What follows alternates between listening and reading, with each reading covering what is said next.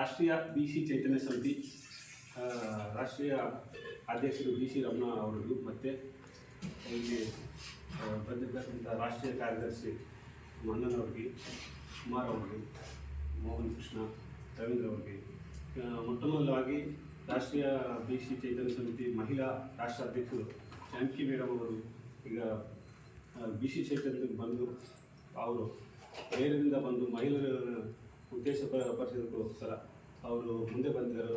ತುಂಬ ಧನ್ಯವಾದಗಳು. ಬಳ್ಳಾರಿ ಜಿಲ್ಲೆಯಿಂದ ಸುಜಾತ ರಾಮಚಂದ್ರ ಮೇಡಮ್ ಅವರು ಬಂದರು, ಅವ್ರಿಗೂ ಧನ್ಯವಾದಗಳು. ಈ ಬಂದಿರ್ತಕ್ಕಂಥ ಮಹಿಳೆಯರು, ನಮ್ಮ ಅಕ್ಕ ಅವರು ಎಲ್ಲರಿಗೂ ಧನ್ಯವಾದಗಳು.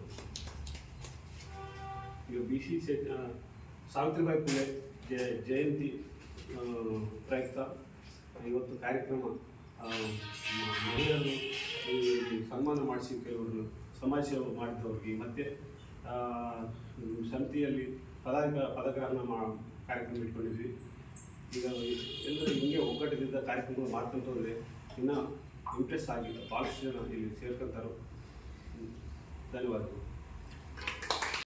సంఘాన్ని అభివృద్ధి చేసుకొని మనం ఒకసారిగా ఢిల్లీ పోయి జంతర్ మంతర్లో మీటింగ్ పెట్టి ఒక 500 మందితో ఒక మీటింగ్ పెట్టి ఒక ప్రధానమంత్రిగా, ఒక హోంమంత్రి, ఇట్లా మన BC మినిస్టర్ వీళ్ళందరికీ మెమరాండాలు ఇచ్చి మాకు మా జనాభా రేషియో ప్రకారము ఎమ్మెల్యే సీట్లు, MP సీట్లు ఎందుకు ఇవ్వరు మీరు, మేము ఓట్లేయాలా, మీరు రాజ్యం వెళ్ళాలా, మా చుట్టుపట్టుకోవాలా అని మనం ప్రశ్నించేంత వరకు మనకు న్యాయం జరగదు. కాబట్టి ಪ್ರತಿ ಒಕ್ಕರು వాళ్ళ ಶಕ್ತಿ ಪ್ರಕಾರ ಅವರಿಗೆಲ್ಲ ಶಿಕ್ಷಣ ಬೇಕಂತೆ. ಹೇಗೆ ಶಿಕ್ಷಣ ಸಲುವಾಗಿ ಸಾಕಷ್ಟು ಅವರು ಕಷ್ಟಪಟ್ಟಿದ್ದಾರೆ. ಈಗ ಸಾವಿತ್ರಿಬಾಯಿ ಫುಲೆ ಅಂದರೆ ಯಾರಿಗೂ ಗೊತ್ತಿಲ್ಲ. ಅವರು ಮಹಿಳೆಯರು ಆರ್ಥಿಕವಾಗಿ ಸ್ವಾತಂತ್ರ್ಯವಾಗಿ ಶಿಕ್ಷಣ ಕೊಡಬೇಕಂತ ಫಸ್ಟ್ ಟೀಚರ್ ನಮ್ಮ ಸಾವಿತ್ರಿಬಾಯಿ ಫುಲೆ ಅವರು. ಈಗಿಷ್ಟು ಟೆಕ್ನಾಲಜಿ ಬಂದು ಒಂದೊಂದು ಮಹಿಳೆನೂ ಒಂದು ಸಾವಿತ್ರಿಬಾಯಿ ಫುಲೆ ಆಗಬೇಕು. ಆಗಿ ನಮ್ಮ ಹೆಣ್ಣು ಮಕ್ಕಳನ್ನ ಏನಾಗಲಿ BC ಅವರಿಗೆ ಏನೇ ತೊಂದರೆ ಬರಲಿ ನಾವೆಲ್ಲ ಮುಂದೆ ನಿಂತುಕೊಂಡು ಮಾಡಬೇಕಂತ ನಾವು ನಮ್ಮ ಜೊತೆ ನಮ್ಮ ಸಾರ್ ಇದ್ದಾರೆ, ಮೇಡಮ್ ಅವರು ಇದ್ದಾರೆ. ಇವತ್ತು ನಮ್ಮ ಜಾನಕಿ ಮೇಡಮ್ನ ನಮ್ಮ ಕರ್ನಾಟಕ ರಾಜ್ಯಕ್ಕೆ ಮಹಿಳಾ ಅಧ್ಯಕ್ಷರಾಗಿ ನೇಮಕ ಮಾಡಿದ್ದಕ್ಕೆ ಮೇಡಮ್ ನಾನು ಶುಭಾಶಯ ಕೊಡ್ತೀನಿ. ಭರವಸೆ ಅನ್ನೋದು ನಮ್ಮ ಮೇಲೆ ಆ ಲೆವೆಲಲ್ಲಿ ಇದ್ದಾಗ ನಾವು ನಮ್ಮ ಕೈಲಾಗಿ ಒಂದು ಕೆಲಸಗಳು ಮಾಡೋಣ. ನಾವು ಉದ್ದಾರಾದ್ರೆ ನಮ್ಮ ಹಿಂದೆ ಜನ ಸುಮಾರು ಜನಕ್ಕೆ ಏನು ನಡೀತದೆ ಅನ್ನೋದು ಗೊತ್ತಾಗ್ತಾ ಇಲ್ಲ. ಮನೆ ಮಾಟ ಅಷ್ಟು ಮಾತ್ರ ನೋಡ್ತಾ ಇದ್ದೀವಲ್ಲ. ಸಮಾಜದಲ್ಲಿ ಸಾಕಷ್ಟು ಪ್ರಾಬ್ಲಮ್ ಇರ್ತಾ ಇದೆ. ಆ ಪ್ರಾಬ್ಲಮ್ ನಮ್ಗೆ ರಿಸರ್ವೇಷನ್ ಹೇಳಿದ್ರು, ಬ್ಯಾಂಕ್ ಹೋದ್ರೆ ಲೋನ್ ಸಿಗ್ತದೆ ಇಲ್ವಾ, ಬ್ಯಾಂಕ್ ಅವರು ನಮಗೆ ಸ್ಟೇಷನ್ಗೆ ಹೋದ್ರೆ ನಮ್ಗೆ ಏನು ಸಿಗ್ತಾ ಇದೆ, ರಿಸರ್ವೇಷನ್ ಹೇಳ್ತದೆ. ಈಗ ನೋಡಿ ಸರ್, ಅವ್ರು ಹೇಳ್ತಾರ ನಮಗೆ ಎಲ್ಲ ಇದೆ, ರಿಸರ್ವೇಷನ್ ಅನ್ನೋದು ಯಾವ್ದು ಇಲ್ಲ, ಸೆಕ್ಯೂರಿಟಿ ಇಲ್ಲ. ನಮ್ಮನ್ನೇನಂತಂದ್ರೆ ಎಲ್ಲ గ్రూప్ ತರ ಮಾಡ್ಕೊಂಡ್ಬಿಟ್ಟು చిన్ని నమ్ముకొని మన వైపు అడుగులు వేయడానికి వచ్చినారు వాళ్ళు అంటే మన అక్క చెల్లెల్లాగా చూసి వాళ్ళకి మొట్టమొదటి ప్రాధాన్యత వాళ్ళకే ఇవ్వాలి, ప్రిఫరెన్స్ వాళ్ళకే ఇవ్వాలి అన్నారు. సార్ నాకు అది బాగా నచ్చింది. ఎందుకంటే నేను అలాంటి ఒక వేదిక కోసమే నేను కూడా చాలా రోజుల నుంచి, ఇప్పుడు ఆల్మోస్ట్ నేను కూడా ఒక 8 years నుంచి ఒక సంస్థలో స్టేట్ ప్రెసిడెంట్గా పనిచేస్తున్నాను. మహిళా వింగ్లో సోషల్ యాక్టివిటీస్ దాంట్లో ఉన్నాను. అక్కడ కూడా అదే రెస్పెక్ట్ ఉన్నందువల్ల అక్కడికి వెళ్ళినాము. వీళ్ళందరూ కూడా మేము ఒకటే దగ్గరే పనిచేస్తున్నాము. ఇప్పుడు ఇక్కడ కూడా అదే ఉన్నందువల్ల ఆమె కుమార్ అన్నారు, ఆమెను చూస్తున్నాను కానీ ఆమె అంతా ఇంకా నేనేం సాధించలేదు కుమార్. కానీ మీ అభిమానానికి థ్యాంక్ యూ.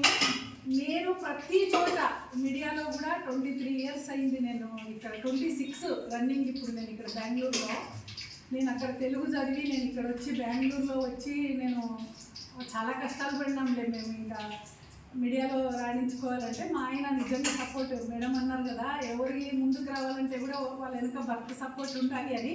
స్టిల్ ఇప్పుడు కూడా మా ఆయన సపోర్టే. నేను సార్ చెప్తే ఆ రోజు కాదర్ సార్ వచ్చి అడిగినారు, ఇదే ఆఫీస్లో అడిగినారు నన్ను ఒక 3 years బిఫోర్, ఇట్లా ఉందమ్మా అంటే, సార్ నాకు ప్రజెంట్ ఇంట్రెస్ట్ లేదు, కొద్దిగా ఫ్యామిలీ ప్రాబ్లమ్స్ ఉన్నాయి నాకు, అంటే ఆర్థికంగా ఇంకా నిలదొక్కుకోలేదు అనే విషయం పైన నేను ఒక సంస్థలో జాబ్ చేస్తున్నాను. ఇప్పుడు ఇక్కడ నేను హైదరాబాద్ వాళ్ళది సార్ ఇది కంపెనీ ఛానల్, నేను ఇక్కడ జాబ్ చేస్తున్నాను అంటే శాలరీకి. అది నేనే హెడ్ ఇక్కడ. పాపం ఆయన ఏది నన్ను ఎప్పుడు కూడా రూల్స్ రెగ్యులేషన్స్ పెట్టలేదు స్వామి సార్ అని. ఇక్కడ చేస్తున్నాను సార్. నేను అప్పుడంతా రాజుల పరిపాలనలు ఏది కూడా ప్రజాస్వామ్యం లేదు ఆ రోజుల్లో. ఇప్పుడంటే కొన్ని హక్కులు, కొన్ని చట్టాలు, పోలీసు, న్యాయస్థానాలు, కోర్టులు, తర్వాత ప్రజా సంఘాలు, ఉద్యమాలు లేని రోజులు. ఆ రోజుల్లో వాళ్ళంతా పోరాటం చేస్తే మహాత్మా జ్యోతిరావు పూలే ముందు తన సతీమణికి చదువు చెప్పి నేర్పించి ఆ తర్వాత మహిళలు కూడా చదువుకోవాలి అని చెప్పి మహిళా పాఠశాలలు ఏర్పాటు చేసి అక్కడ పాఠశాలకు వెళుతున్న తరుణంలో కూడా ఎప్పుడు ఆమె బ్యాగులో మరో జత బట్టలు ఉండేటానికి, బడికి వెళ్తే ఇక ఏదో మెటీరియల్ ఉండాలి కానీ మరో జత బట్టలు ఆమె బ్యాగులో ఉండేవి. ఎందుకంటే ఆమె ఇంటి నుంచి స్కూల్కి వెళ్ళేటువంటి మార్గ మధ్యంలో నువ్వు ఎందుకు బడికి పోతున్నావని ఆమె పైన పేడ తర్వాత రకరకాలుగా వేసి ఆమె డ్రెస్సును కూడా పాడు చేసేటువంటి దుర్మార్గమైన చర్యలు ఆ రోజుల్లో చేసినటువంటి దుర్మార్గులు. అందువల్ల ఆమె ఆ డ్రెస్సు తీసి ఇంకొక డ్రెస్సు మార్చుకొని పిల్లలకు పాఠాలు చెప్పేటువంటి పరిస్థితి ఆ రోజుల్లో నెలకొనిందంటే ఏ స్థాయిలో అణచివేశారో మనం ఒకసారి చూడాలి. వాళ్ళు ఇచ్చిన స్ఫూర్తితో ఈనాటికి కూడా పరిస్థితులు కానీ చదువు కానీ కమ్యూనికేషన్ కానీ వాట్సాప్లు కానీ ఇప్పుడు ఏఐ టెక్నాలజీలో కూడా పోతున్నాం, అవన్నీ ఉన్నాయి. కానీ ఈ దేశంలో ఉండేటువంటి బీసీల పరిస్థితులు విద్య ఉద్యోగ సామాజిక రంగాలలో ఇప్పుడు కూడా అట్నే ఉన్నవి. ఆనాడు వాళ్ళు చేసిన పోరాటం స్ఫూర్తితో ఈరోజు ఇంత కమ్యూనికేషన్ ఉండి, ఇంత సదుపాయాలు ఉండి, ఇంత అన్ని వసతులు ఉండి కూడా మన హక్కులు మనం ఎందుకు సాధించుకోలేకపోతున్నామని ఈ సందర్భంగా మీకు తెలియజేస్తున్నాం మిత్రులారా. అందువలన మనం తీసుకునేటువంటి నిర్ణయం ఈరోజు రాబోయే రోజుల్లో ఒక 2026 సంవత్సరంలో మనము ఒక అద్భుతమైనటువంటి లీడర్షిప్ను తయారు చేసుకొని తద్వారా ఈ మహనీయులకు మనము 30 మంది 40 మందితో కాదు వేలాది మంది సమక్షంలో ఘన నివాళులు అర్పించే కార్యక్రమాన్ని ఈ సంవత్సరం డిసెంబర్లో